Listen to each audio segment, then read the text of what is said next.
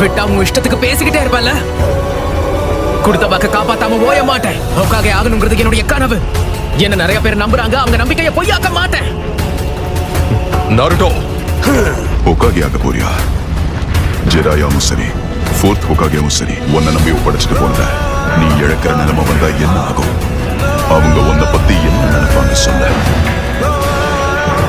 ஆனா நீ உன் பொறுப்புகளை தட்டி கழிக்கும் போது உன் வாழ்க்கையில வெறுமை மட்டும்தான் மிஞ்சும்.